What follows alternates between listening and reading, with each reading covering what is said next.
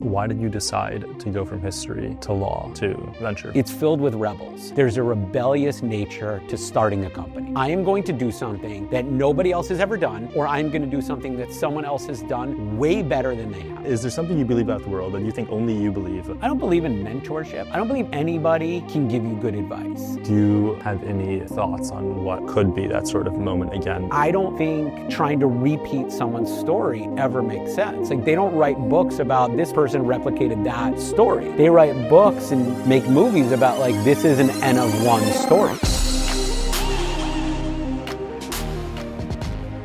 The Yesterday podcast is brought to you by Ro, the all-in-one banking platform for startups. Thousands of companies use Ro. You get everything you need to manage your startup's cash. Fast banking setup, cards with up to 2% cashback, and yield that turns your company cash into extra runway. All super useful in the early days of launching. But the thing founders really love about Ro is their team. Candidly, they were amazing to partner with us on. They're about 3 hours ahead of my time zone. I don't think they ever took over 10 minutes to respond back to a text or email of mine. They're obsessed with helping founders beat industry giants, and will go to the end of the earth to help them do so. Exclusively for Yesterday Pod listeners and viewers, you'll get a $1,500 statement credit and tons of exclusive perks when you manage your company cash with Ro. Terms and conditions apply. To learn more, visit ro.co/yesterday. That's rho.co/yesterday. Ro's a fintech, not a bank. Checking and card services provided by Webster Bank. Member FDIC. See rewards terms for details. Maybe a fun topic to start before the camera started rolling. You said you don't have any talents. Why is that? Or that's where we're starting? We could. I just self-deprecation to open and then done. Or what do you think is your best talent? My best talent? I have a shrink, and I've chosen at this point in my life to not self-assess. And I feel like in work, what I do every day is yesterday is just less important than tomorrow.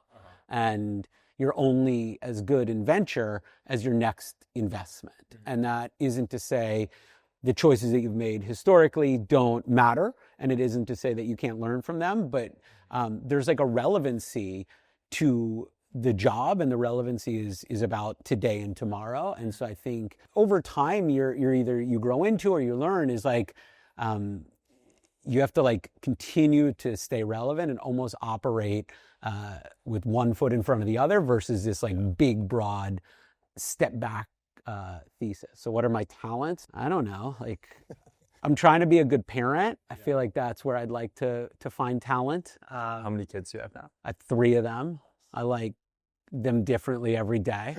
And they like you're told like you spread your love equally. I think over a course of like time that's probably true, but on a minute to minute basis, there really is ebb and flow of like favorites and how old are they? 10, 8, and 6. Nice. And they're awesome. And I think like what a privilege it is to be able to bring little people into the world and like live your life through their eyes. And so I think from a like human standpoint, that's great. And I think at work, what I think hopefully BoxGroup is able to do is build a team of talented people. And so when I look at talent in a work setting, I think a lot of that is around people. And I think that is both from a who works here and who we grow this business with together. There's a lot of continuity at our organization, which I feel incredibly fortunate about. And then on the founder side, it's, you know, the job is an amazing job. You meet people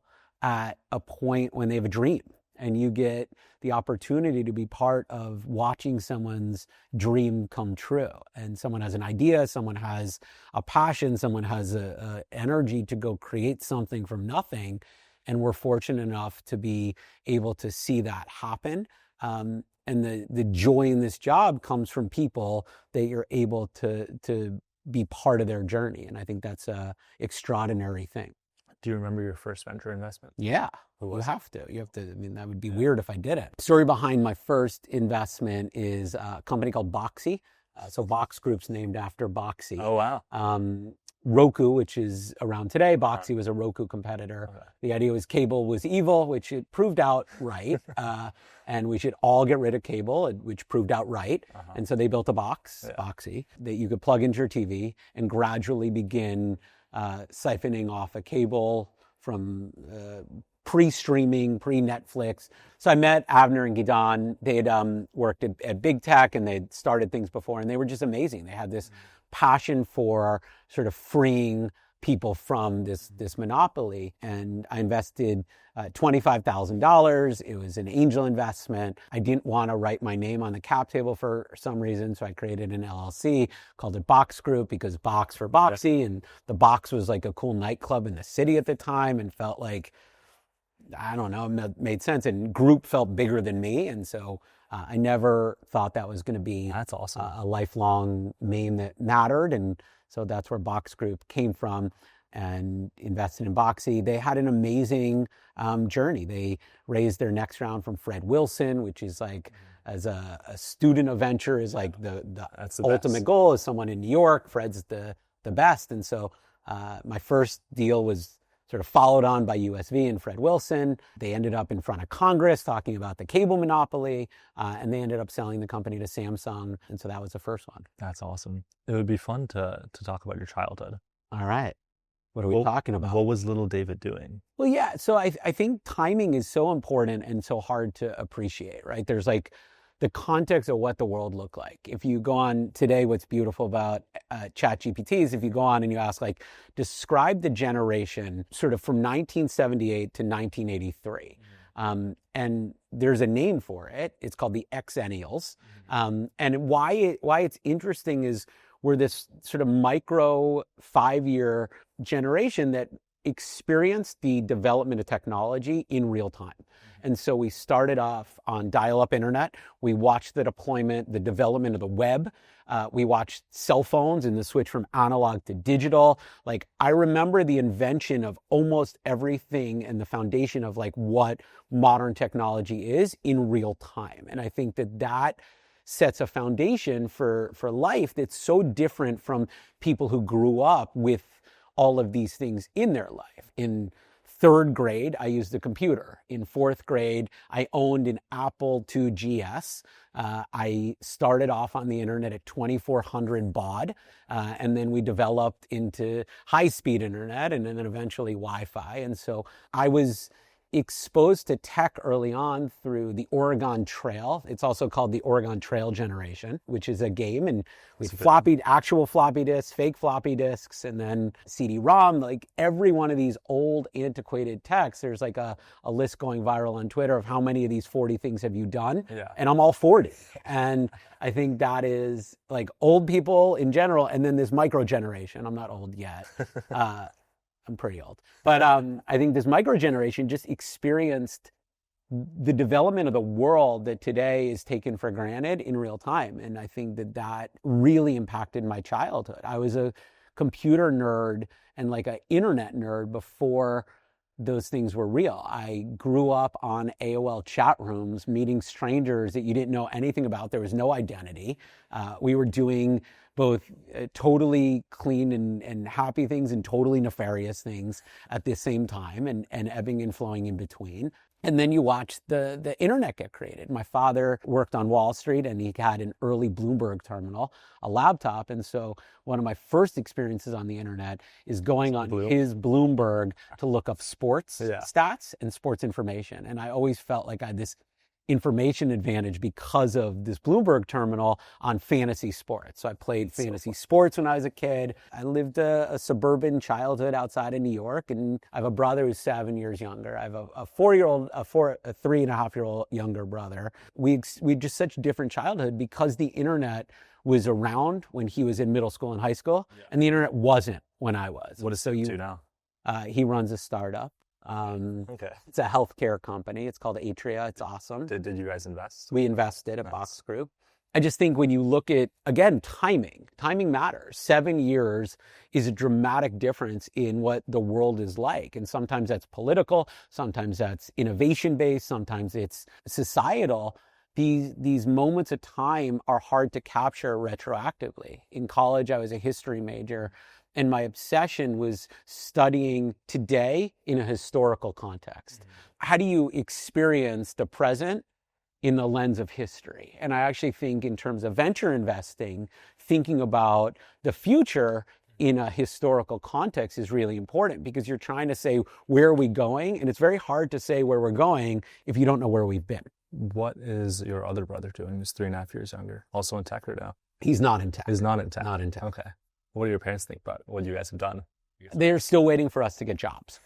So but I think, again, that's generational, right? If you come from a family where everybody's supposed to be doctors and lawyers, you come from a family where everybody's a professor, and you're doing something different, it's very hard to understand and appreciate these things. And so I think what's amazing about our industry is it's filled with rebels. And I think today it's a little bit more acceptable and a little bit more known, and there's more information about it. But at the end of the day, there's a rebellious nature to starting a company. Yeah. I am going to do something that nobody else has ever done, or I'm going to do something that someone else has done way better than they have. And so you're fighting a challenger fight. Mm-hmm. And I think on the venture side, you're not doing that. You're not a founder. Yeah. And I think there's a clear delineation between VCs and founders, but you are fortunate to join that rebellious journey that the founders are going on. And so I think when I think about my job in context of like trying to explain it to others, because when you're later stage in venture, you're doing finance. Yeah. When you're early stage venture, you're backing dreams. Yeah. And I don't try to explain my job to other people. I don't think it's that interesting until you meet the people that we're investing in. Mm-hmm. And that's interesting. Yeah. But when you're talking to people at a party or at a family event and trying to explain it, you're like, what do you guys? Like, people. Here's some dumb idea I backed. And then 6 years later, you're like, look at that dumb idea. That thing worked. But what's not dumb are the people. The people are the glue here, but trying to teach people outside of this about the people that you're backing is very hard to do. Why did you decide to go from history to law to venture? Was it because of that first investment? Or? No, I didn't have a plan. I think, again, timeline-wise, 2003, I graduate college. The internet had went up and all the way down. In New York, there's not a tech scene. So the idea of finding a way into technology just wasn't a career path or sort of a viable option. Law school felt like a nice punt of making a decision for 3 years. I thought it was a good foundation to learn how to make decisions and process. And then when you get there, you realize it's a vocational school to be a lawyer, which makes sense. Yeah. And I didn't want to be a lawyer, but I finished law school and found my way into tech. I think when you look back on people's stories, a lot of the time, they're not linear. They're random. There's jumps, there's risk, there's timing, there's opportunities that are hard to contextualize retroactively. But in the moment, they are just living in that decision-making and experiences. And so mine was, I didn't want to be a lawyer, spent a year in real estate finance, didn't like that. TechCrunch had started. I was reading about startups and Ruby on Rails, and I was like, I have to figure out how to jump. And I jumped, started a company with a friend from college. He wasn't ready. I wasn't ready. We had no idea what we were doing. We were going to like the early days of tech meetup. We were meeting engineers who were sort of working at big companies and sort of learned through trying, ended up joining a big company that was not a exciting company. I learned a lot of bad lessons from that experience. It was 2 years, but I met a ton of fascinating people. We were 2007 through 9 able to hire people in an economy that nobody was hiring. And I think that was fortunate. And so I met a ton of the people that fast forward a decade were early foundations of what today is the modern New York tech scene, because these people were sort of circling around and looking for jobs, starting companies, leaving companies. And so that experience there was foundational to what I do today. And so 2009, dove headfirst after I left there, dove headfirst into being an investor and starting what we do today. where did you work and what were the bad lessons, and who are all the people you met? I worked at a big information services company. It was a company, again, timing. There's a service called 411. You used to call 411 when you needed a phone number or an address, and you paid a lot of money to do that. And they were the B2B service provider behind the 411 service that was offered on a variety of phones. And so they had this big call center organization, a big database, and I ran the internet division, which was taking a lot of the data assets and trying to modernize them into technology products. So it sort of built a Skunkworks team inside this organization. And I think working inside of big companies and trying to innovate is always friction filled. And I think doing it in a time when a change of technology was complicated, the iPhone hadn't, I think the iPhone had just been invented. The App Store was coming. Twitter, I was like one of the early users of Twitter, and then gave up my account because I forgot my password. But somebody one day looked, and like it was very early. So I was like a startup junkie working inside this big company, trying to like innovate from within. And I just think that's a really hard thing to do when there's not a top-down buy-in on what actually like innovation inside the company looks like. And so you were like building here and fighting friction there. And I think that was a lot of the lessons, and a lot of lessons were people driven. Just like, how do you work in big organizations? I learned very quickly, I'm not a good employee. I'm a bad employee. What made you learn that, or what was the moment? Everything. I'm not an employee, and so I learned that the hard way. You learn lessons when you're like young, know-it-all, and trying to like tell experienced people what to do, and like, we're not going to listen to you, and good lessons learned. Yeah. So I'm very much the same.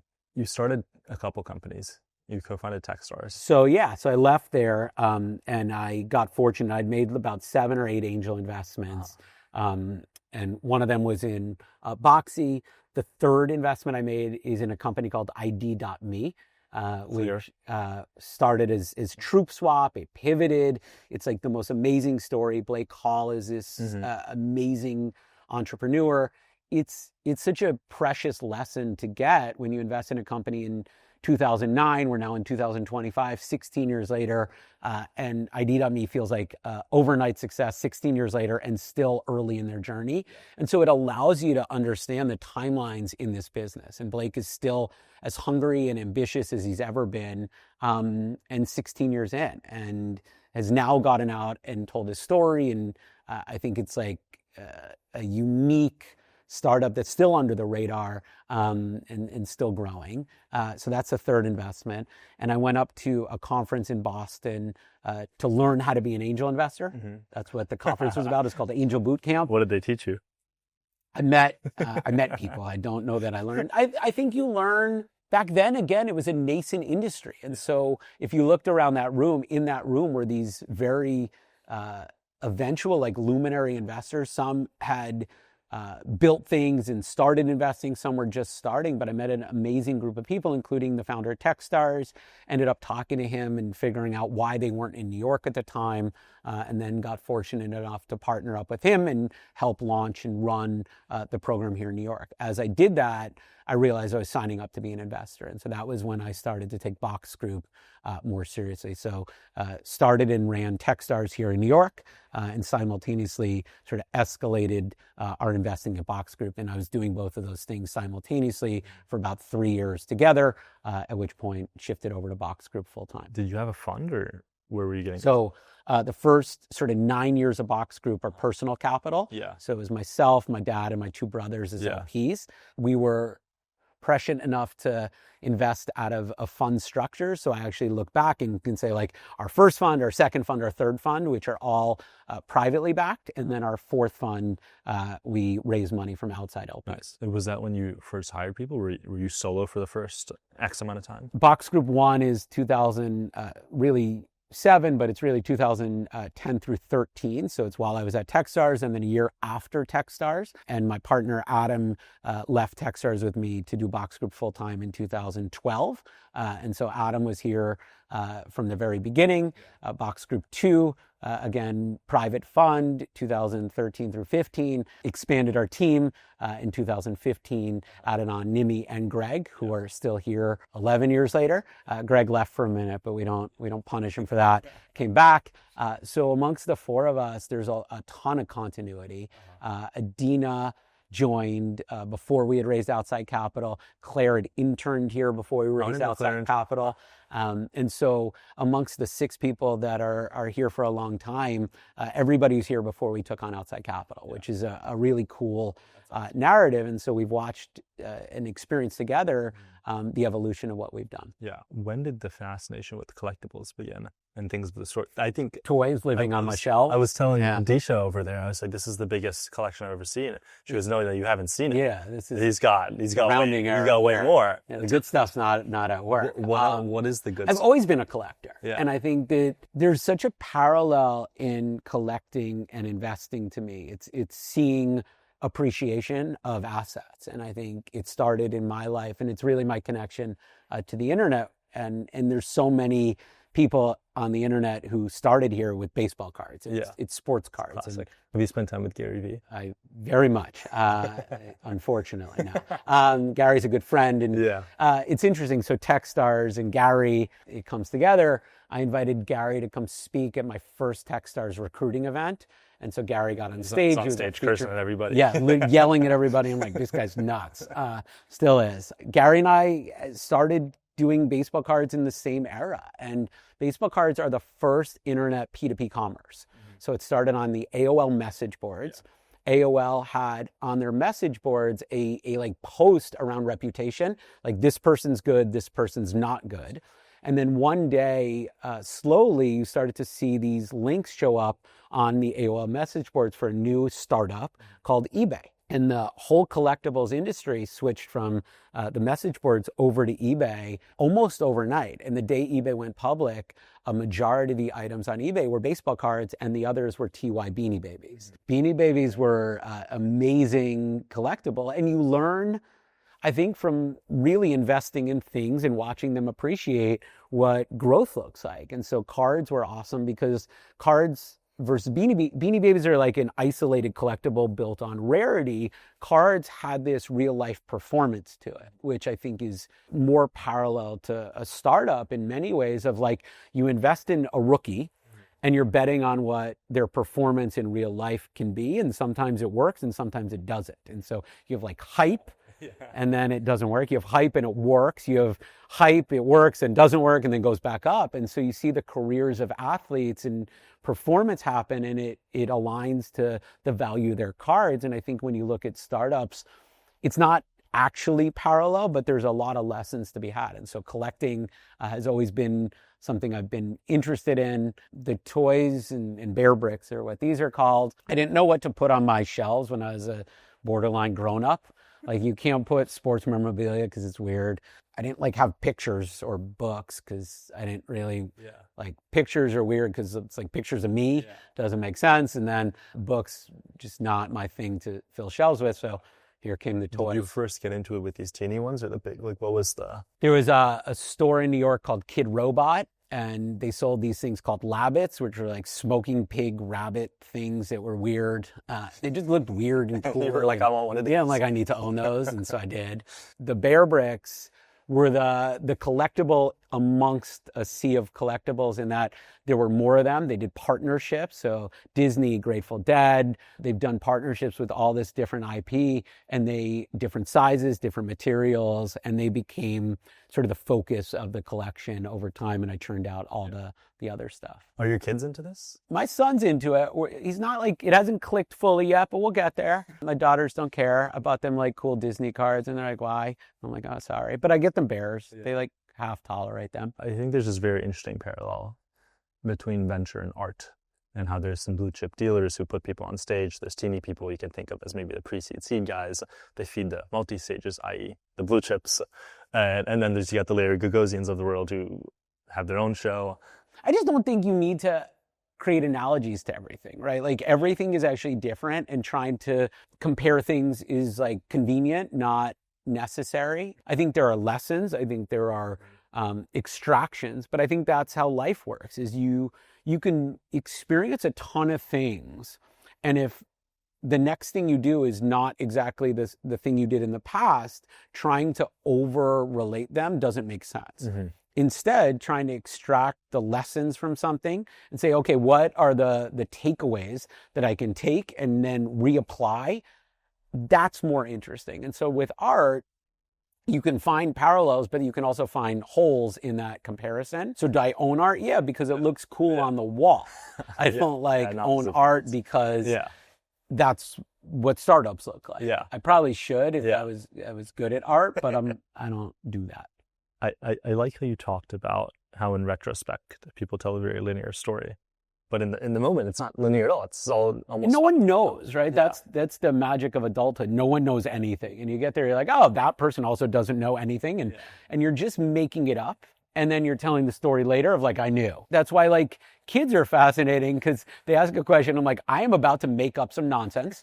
I'm gonna say it in a factual way. You're gonna listen. It's hopeful in that what I'm telling you is like good advice, like you can understand it. You give them guidance, you like help them experience things. But I think that like the idea of confidence and conviction are really complicated. And having conviction in yourself, having confidence in yourself is great. And I think it's a really important way to operate.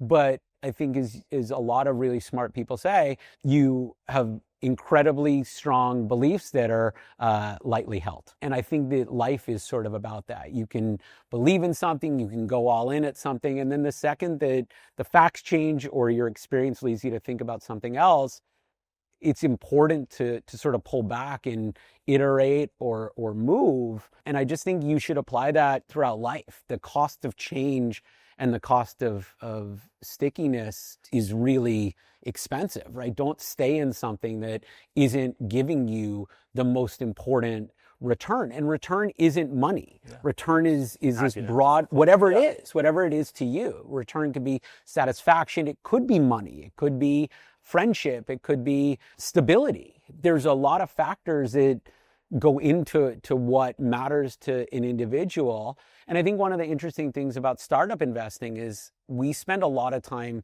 here asking, why are you doing this? What is this about? Is this about a mission?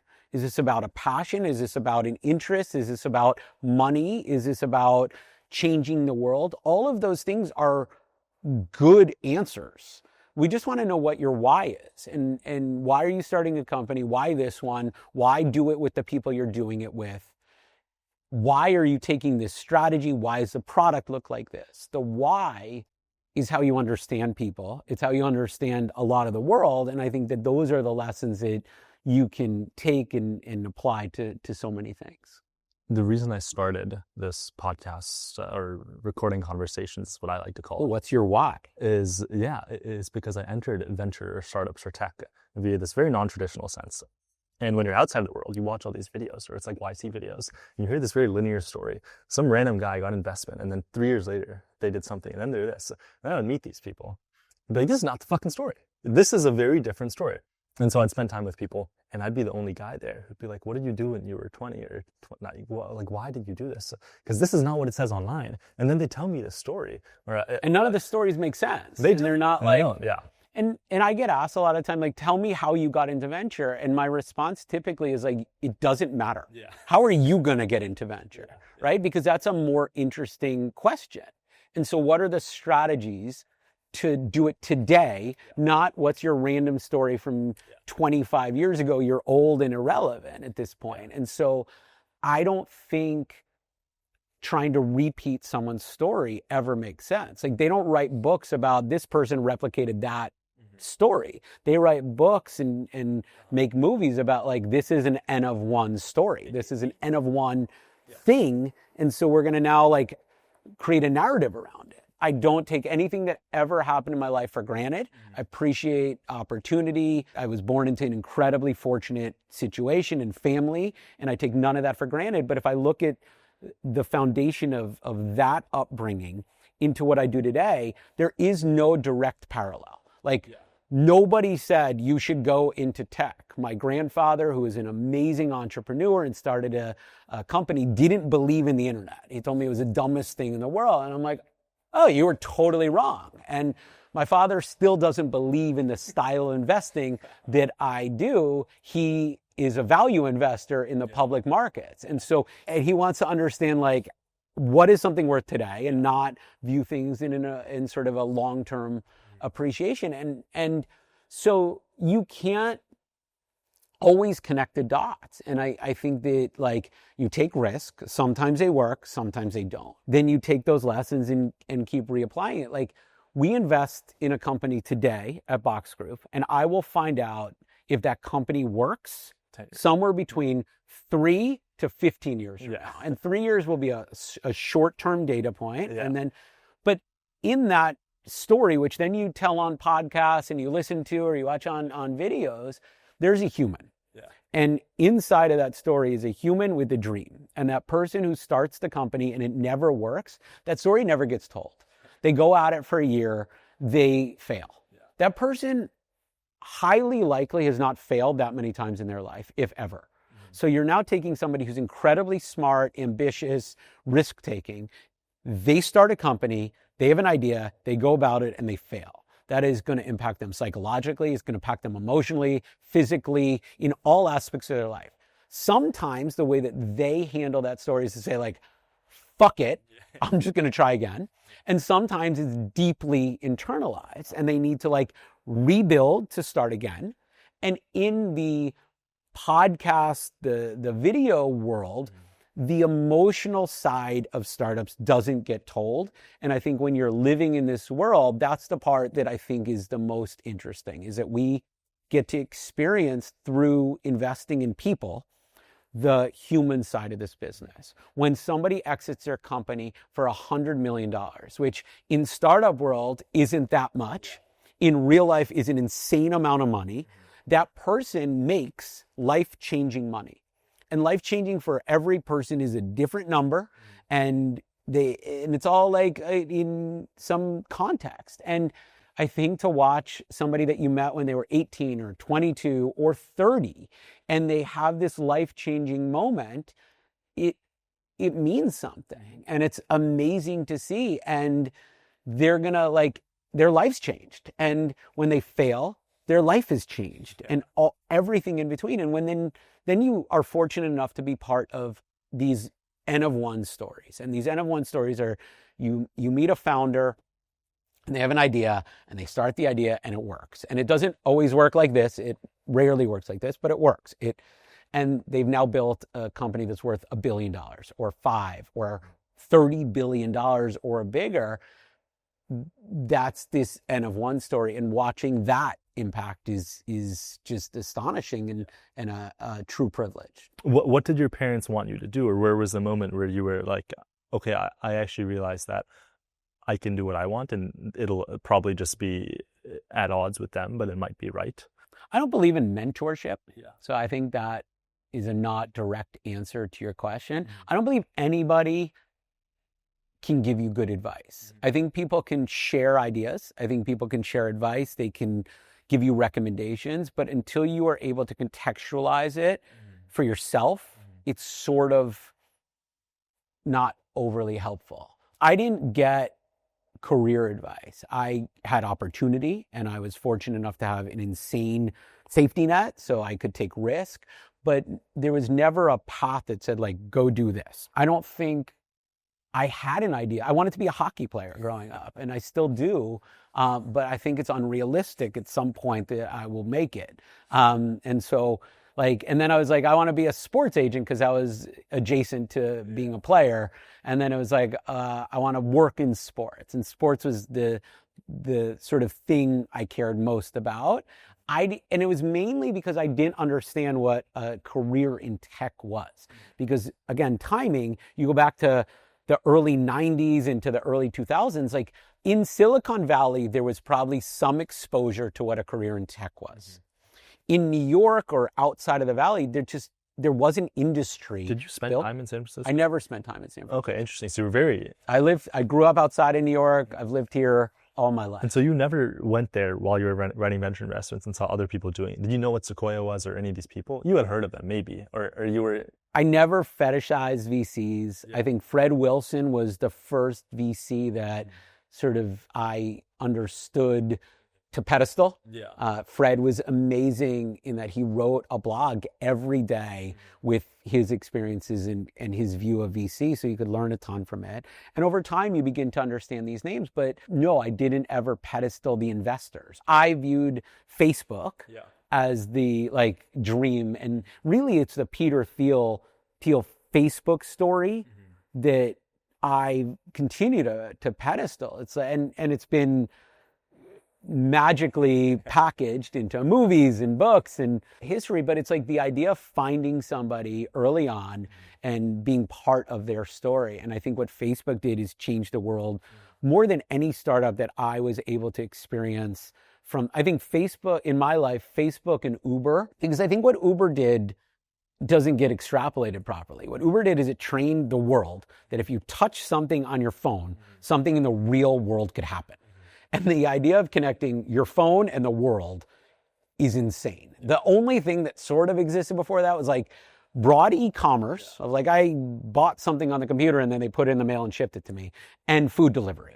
Like I view the history of the internet as back to history, like these timelines, each thing gave permission for the next thing. So why does Facebook exist? Because things like tribe.net and Friendster and all of these things allowed gradually people to be comfortable putting their real name on the internet.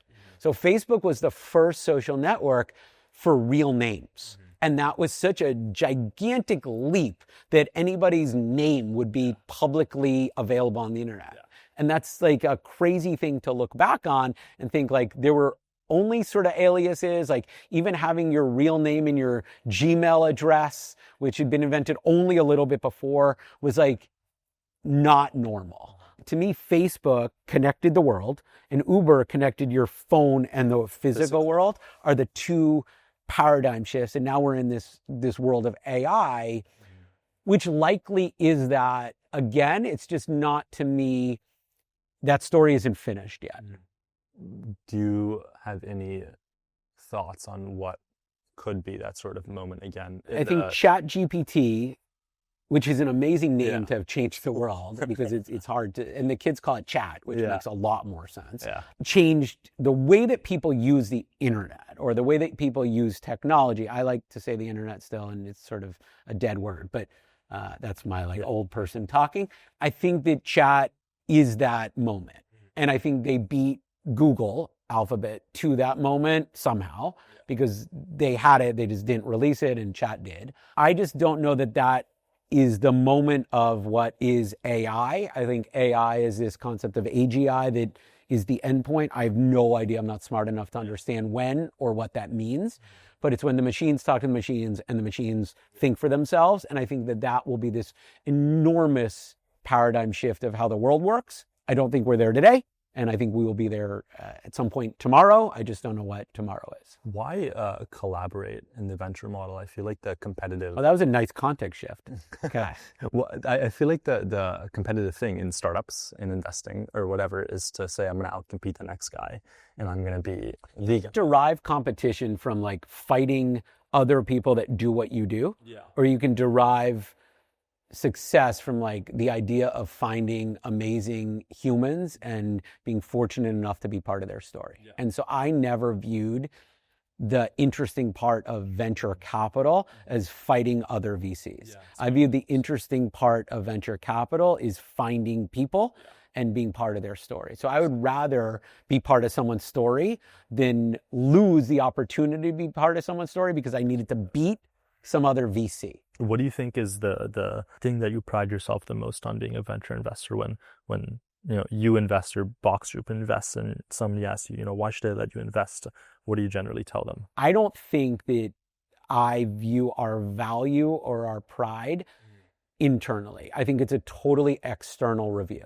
So we are only as good as people think we are. Yeah. I find pride in the fact that we've been told by people who have done amazing things that we were helpful in their journey. And I think that the piece that I care most about is, do they feel like we were good humans in the process? Did we do things in the right way when they needed us in a way that made them as people feel like we had their back. And I think that a lot of the times those stories are in the negative, in that the company isn't working, they're failing, and we supported them emotionally, financially, however we could in their way down. And on the way up, it's during the challenging times or the times when they were stressed that we were there and available. I think, like, I view our competitive edge is being available. I really do. I think availability and response time is like an enormous competitive edge.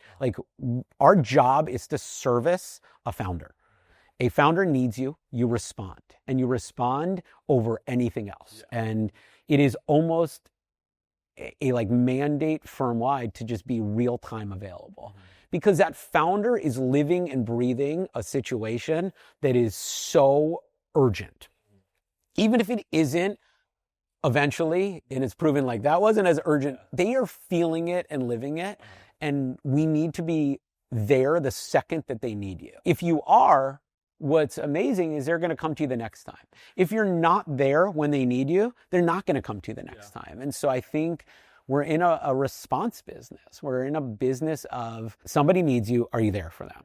And I think that's the way that we like to create relationships more than we do saying, here's all the magical things that we're going to do for you. Is there something you firmly believe about the world that you think other people don't? And this is not the Peter Thiel question, but is there something you believe about the world that you think only you believe because of your experiences that most people just don't, they look over it or... I don't think technology is inherently bad. I think tech is good. I think social media is good. I think there are bad things in you can extract bad things from everything, but I think in the grand scheme of things, we're in a moment of like, screens are bad, screen time's bad, like doom scrolling is bad, tech is bad, social networks are, I don't buy any of that. At its core, the root of technology serves a positive purpose to the world. And I think most of the companies that have been built in the past 20 years are inherently positive for the world. They will have good and bad things in platforms. There will be bad areas. The internet, when it started, was dark. There was like very bad things that happened. It is way better now.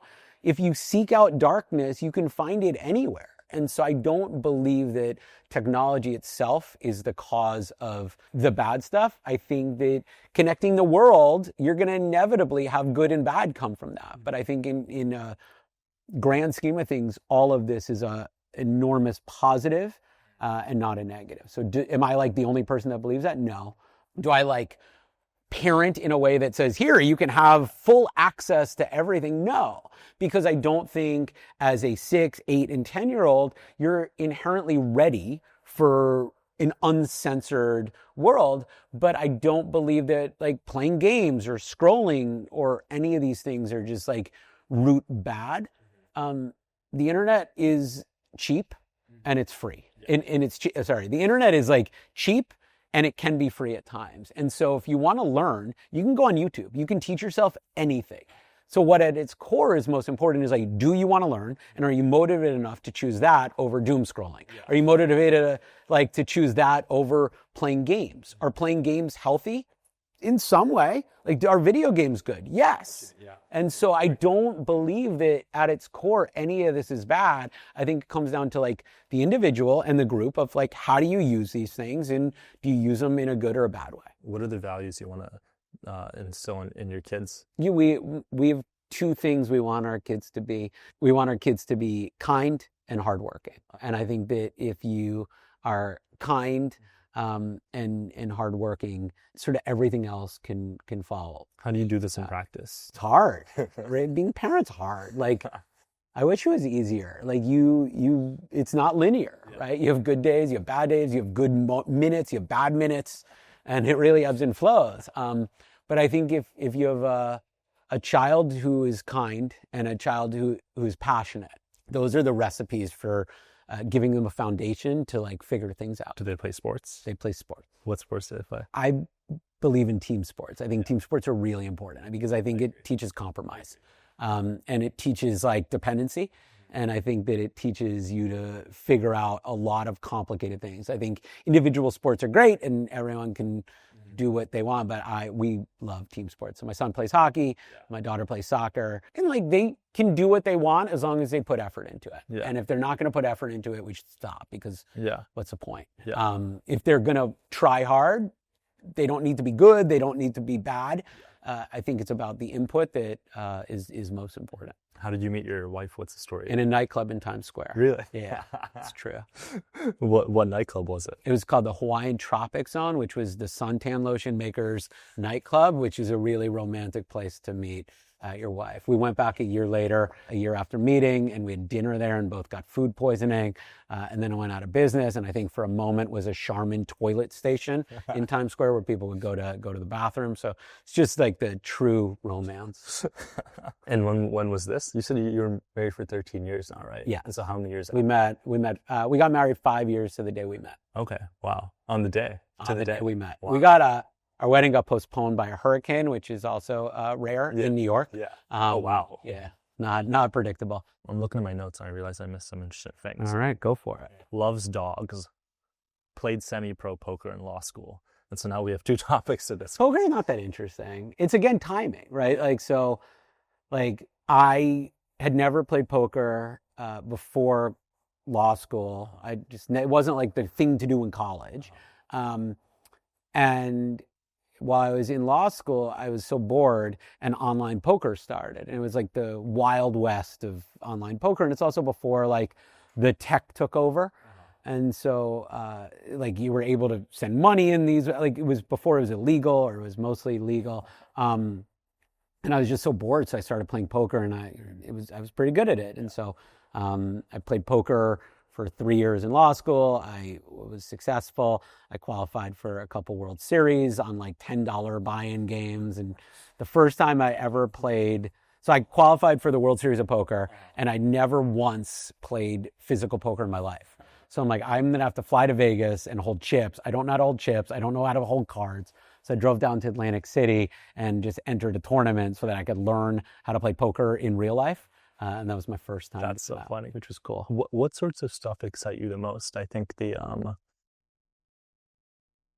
don't know the right word. You're more unique than most people. You're very willing to lean very strongly into your curiosities and pretty much say no to everything else, which I think most people end up getting distracted along the way. Like my mind is about the why. So you walk into a restaurant and you're like, why is it set up like this? Why is this the menu? Why are these the type of people that are like working? Like the whole thing is like, why? You walk into like a sporting event and you're like, why? And then when you see greatness, you can actually anchor like not greatness. I think what's cool is you see good, okay, and great, and you're able to contextualize everything. And I think that goes into like taste. And my taste isn't great.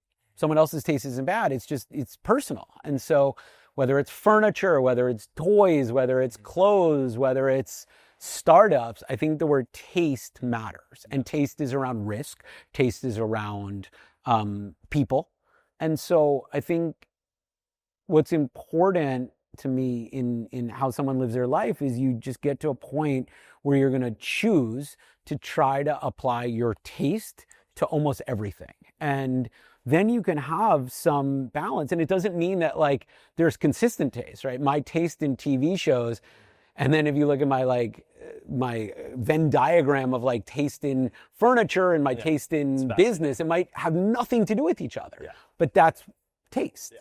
And that's okay. And then there's people that are like trying to curate. Yeah. And I find that nonsensical. Right. Like it all fits this perfect rubric that you can like guess perfectly. I feel like there's a lack of authenticity in that. Where like spontaneously. Yeah, you have to find your weirdness, right? Like my kid's first video game, Zoo Tycoon. You build a zoo, and it's like a 20-year-old Microsoft game. No Black Ops 2. We'll get there later, but like Zoo Tycoon, and I had to show them how to play it. And I am like, I don't know, 40 at the time or whatever. No, I guess 36. And I'm back on like, I grew up on SimCity, and now I'm playing Zoo Tycoon, and I'm like, let's go. This is it. Like I'm in my happy place. And then you go to like some other thing and it's these eccentricities that matter. And I think that's what sort of people, when they're at their most comfortable state, is willing to take risk in taste. Yeah. I think hospitality is one of the most interesting examples of this, and it's largely underlooked in Silicon Valley. Maybe it's taboo, but I think generally most software companies, a lot of them are amazing, but they're kind of boring in that there's nothing physical. But you're getting now to a moment in software where I think taste will matter, because if you can create, if creating software becomes easier, design and taste matters. Yeah, 100%. And I think that's always been a bit of the difference between New York and the Valley to me, is viewing software as a commodity versus viewing and there was like a moment, I just don't view that comparison of New York and the Valley as that interesting. Yeah. I don't care. People live where they live, and the Valley is more tech than New York does. Yeah, there's no diversity. Yes. But I think there was a moment when like New York was known for like better product companies, and that was like the D2C internet moment.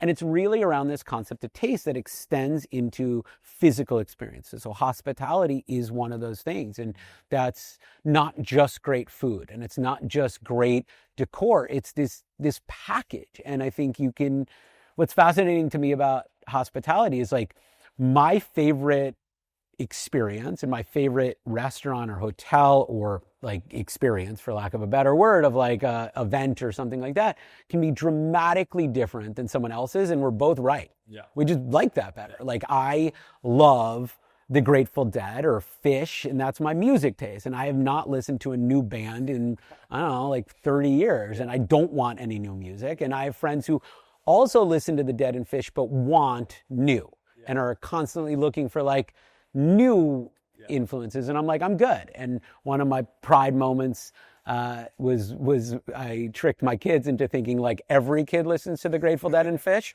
and then they realized I tricked them. So now they're experiencing normal music. I like Scott Belsky a lot. He's one of these people who has strong taste in physical or experiences. The last person I interviewed is the head of design at Thrive, and I think design matters a lot. So Frank Gazzoni is his name, the Thrive guy, and he helped name a lot of these companies, helped name Base Power and all these companies. And I asked him about this, how do you name companies? And he said this very interesting thing, which oftentimes, and this is like makes sense, but it didn't make sense to me until he said it, which is names have no meaning until you build brand equity. And so he named Base Power with this kind of Willem, and Base Power means nothing, and the founders didn't even really like it until it really became something. Now there's this brand equity. So naming is very interesting. That company I worked for, my boss there, he had named Virgin and Orange, the cell phone company, Orange. And so he equally believed in that, and he's this fascinating British guy. And I was fortunate enough to meet Richard Branson in the past year, and I asked Richard, I go, hey, I used to work with this guy. He claims he named Virgin, and Richard's eyes, I think, went all the way around 3 or 4 times, and I'm like, all right, well, I'll keep telling that story, but good to know. Yeah, that's funny. What have been your fun experiences in New York in regards to the interesting people? I think Gary is one of these very interesting people. I think everyone in New York's interesting, right? I think everyone in New York has a story. My unique New York story is I lived in a building, and there was an amazing doorman who was like the best looking guy, who's like beautiful, kind, lovely. It was Chad. Well, no, Chad. But he was like, my wife was like, that is a specimen. And this is like 15 plus years ago. And he was like so nice to everybody ever interacted with. And one day he left, and we got to be friends, and he left to go do his passion, which was fitness. And you fast forward, I was fortunate enough to know some people at Peloton, and I'm like, you guys should meet this guy. They're like, no. And eventually they met him, and his name's Adrian Williams, and he is like one of the stars on the Peloton platform. Oh, wow. He's on TV all the time, and he is still exactly that. So you see this trajectory of a human. Adrian and I are still great friends. And just watching this random person you're fortunate enough to meet, and their story, it's a startup story in many ways. And, and he carries that. He's like tons of followers. He's like a massive following. All the women are in love with Adrian. But there's still this deep kindness that shows up in everything he does, in his public persona, in his private one, that I think when you see him before and after is just the truth. And that's, I think, to me, what New York's about is there's people that come from anywhere. People, the DNA of the city is people come here to win. And I think that is what's always made this city, it's hard. The city's hard. It's harsh. It's cold right now, but it's cold or hot. Like there's never normal. And I think in that environment, there's just difficulty and there's friction and there's movement and there's lights and there's noise. And in there is the beauty. And people come here to do whatever they do the best they can. And I think that is what's fascinating about New York. And I think you can find a story anywhere. And if you ask enough questions, you just see and learn things that are pretty magical. Do you have any close friends who you sort of seen this arc in from very early on to now? Okay. And you've just been able to track them similar to your own life, but now you get to view somebody else and maybe they have some, maybe I don't know who it is. But do you have any friends like that where they started in one point and they said, I'm going to do this. And then 20 years later, you're friends and they're doing something entirely different? In life, you just build relationships and you watch these relationships thrive. And sometimes they come and go and sometimes they're linear in some way. And I think one of the magical things about being a parent is you get to meet new people again. And I think there's very few, our industry, tech, there's a natural ability to meet new people. And I think that's been a really fortunate part of my career, is that you're naturally meeting new people. I think not every career affords you that opportunity, especially when you stay at a company and if that company isn't like growing, or like there's a narrowing of your social circles. And I think, growing up, childhood is a great time to meet people. College, another great time to meet people, or whatever you do in a confined moment. And then parenthood is this other time that you meet people. Your kids are going to school. And so I think what's been amazing over the past 10 years since I've been a parent is we've met a ton of new people, and these people are totally interesting and they come with different stories, and you keep expanding the world. And I think you watch people be really successful. You watch people like find success, whether it's financially or professionally or personally. And those are really cool stories. Yeah. I'd like to give you a chance if you have any questions on your mind or things you want to talk about, or maybe you don't. But often I like to end like this or have some sort of dialogue. We get a bunch of cold emails that say like, hey, I watched your podcast with Jack. I loved it, or whatever it is. And then I'm like, cool, like what questions you have? And they're like very practical and technical. And I just think there's either a lack of vulnerability or a lack of awareness that says like, those aren't the ways to build relationships. The ways to build relationships are to give surface area. And surface area is like some version of vulnerability and some version of like enough to touch on. And when we go into meeting companies, how we try to approach it here is the human side. I want to get to know you. I want you to tell me about who you are, what you're about, and why you're doing this.